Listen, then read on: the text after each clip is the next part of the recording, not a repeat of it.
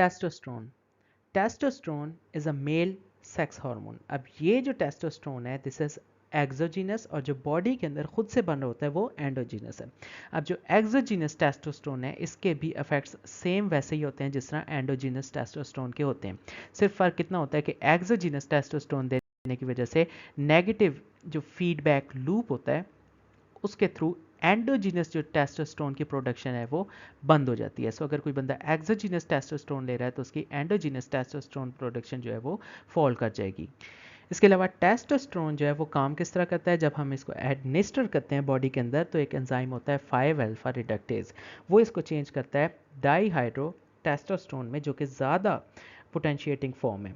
अब ये क्या करता है, ये डिफरेंट सेल्स के अंदर एंटर हो जाता है और क्या करता है वहाँ पर न्यूक्लियस के साथ इंटरेक्ट करता है।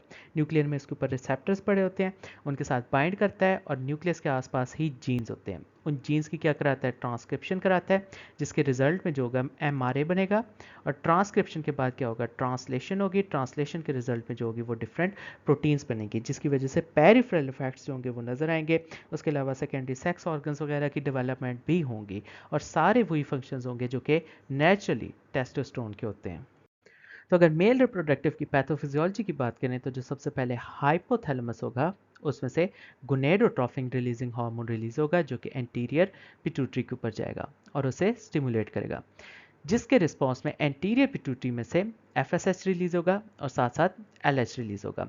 अब जो एफएसएच है वो किसे स्टिमुलेट करेगा, सर्टोली सेल्स को, और साथ साथ जो एलएच है वो किसको स्टिमुलेट करेगा, इंटरस्टिशियल सेल्स या जिन्हें लेडिक सेल्स कहते हैं, और इन इंटरस्टिशियल सेल्स में से टेस्टोस्टेरोन रिलीज कराएगा।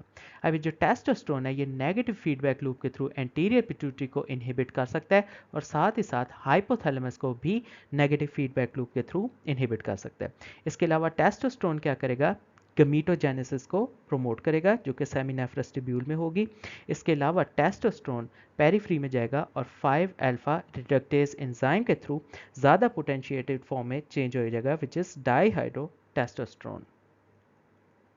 अब इस सारे सिनेरियो में हम कुछ ना कुछ ड्रग्स दे सकते हैं जो कि इस नॉर्मल पैथोफिजियोलॉजी को थोड़ा सा चेंज कर दे। फॉर एग्जांपल सबसे पहले हम 5 अल्फा रिडक्टेज इनहिबिटर्स देंगे जिसमें आ सकता है फिनास्टेराइड और डिटस्टेराइड जो कि इस टेस्टोस्टेरोन की डाईहाइड्रोटेस्टोस्टेरोन कन्वर्जन को ब्लॉक करेंगे।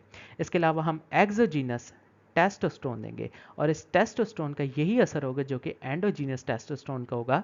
For example it's going to block the anterior pituitary and it's going to block the hypothalamus through negative feedback, और जिसकी वजह से क्या होगा, जो टेस्टोस्टेरोन की नॉर्मल प्रोडक्शन है वो डिक्रीज कर जाएगी। फार्माकोकाइनेटिक्स की बात करें तो इसकी एडमिनिस्ट्रेशन ओरल भी हो सकती है, थ्रू बकल भी हो सकती है, आईएफ भी हो सकती है और ट्रांसडर्मल भी हो सकती है। क्लिनिकल यूज़, अब हम एक्सोजीनस टेस्टोस्टेरोन हाइपोगोनेडिज्म के पेशेंट को देंगे ताकि उसकी रिप्लेसमेंट थेरेपी करें। टॉक्सिसिटी या साइड इफेक्ट्स, अब एक्सोजीनस टेस्टोस्टेरोन देने की वजह से क्या होगा कि जो गोनेडोट्रोफिन रिलीज है वो डिक्रीज हो जाएगा जिसकी वजह से पेशेंट हमारा इनफर्टाइल हो जाएगा। उसके अलावा टेस्टोस्टेरोन जो है वो एडिमा भी कॉज कर सकती है, क्यों, क्योंकि सॉल्ट और वाटर जो है उसमें रिटेन होगा। तो फाइनली अगर मेल रिप्रोडक्टिव सिस्टम से रिलेटेड सारी ड्रग्स को समराइज करें तो कुछ ड्रग्स होंगी जिन्हें हम कहेंगे एंड्रोजेंस और कुछ ड्रग्स होंगी जिन्हें हम कहेंगे एंटी एंड्रोजेंस। तो अगर एंड्रोजेंस को देखें तो पहला ग्रुप उसमें एंड्रोजेंस का ही है जिसमें टेस्टोस्टेरोन, मिथाइल टेस्टोस्टेरोन और फ्लूऑक्सीमेस्टेरोन आएंगे। उसके अलावा दूसरा ग्रुप है जिसमें टेस्टोस्टेरोन एस्टर्स आएंगे और उसके अलावा तीसरा ग्रुप है जिसे हम कहेंगे these are anabolic steroids. So anabolic steroids में स्टेनोजोलोल, ऑक्जेंड्रोलोन और नेड्रोलोन डिकाइनोएट आ सकते हैं। ये सारे थे हमारे पास एंड्रोजेंस। अब एंड्रोजेंस के बाद कुछ होंगे हमारे पास एंटी एंड्रोजेंस। एंटी एंड्रोजेंस में जो पहला ग्रुप है that is receptor antagonist. Receptor antagonist में आएंगे फ्लूटामाइड, बाइकलूटामाइड, नाइल्यूटामाइड, एंजाइलूटामाइड, सिप्रोटिरोन और स्पाइरोनोलैक्टोन। एंटी एंड्रोजेंस का जो दूसरा ग्रुप है that is 5 alpha reductase inhibitor. अब ये करेंगे क्या कि जो पेरीफ्री में एंजाइम होता है 5 अल्फा रिडक्टेज जिसने टेस्टोस्टेरोन को चेंज करना होता है और ज़्यादा पोटेंशिएट करना होता है वो इसको जाकर इनहिबिट कर देंगे। सो 5 अल्फा रिडक्टेज इनहिबिटर्स जो कि एंटी एंड्रोजेंस है उसमें आ सकता है फाइनेस्टेराइड और ड्यूटेस्टेराइड। इसके अलावा एंटी एंड्रोजेंस का एक और ग्रुप है जिसे हम कहेंगे these are steroid synthesis inhibitors. उसमें कीटोकोनाजोल और स्पाइरोनोलैक्टोन आ सकते हैं। एंटी एंड्रोजेंस में एक और ग्रुप है जिसे हम कहेंगे गोनेडोट्रोफिन रिलीजिंग हार्मोन एगनिस्ट, और एगनिस्ट में आएंगे लिप्रोलाइड। इसी तरह गोनेडोट्रोफिन रिलीजिंग हार्मोन एंटागनिस्ट है, जिसमें एबरएलेक्स और टेगरएलेक्स आएंगे। और फाइनली एंटी एंड्रोजन्स में एक आखिरी ग्रुप है जिसे हम कहेंगे एस्ट्रोजन और प्रोजेस्टेंस।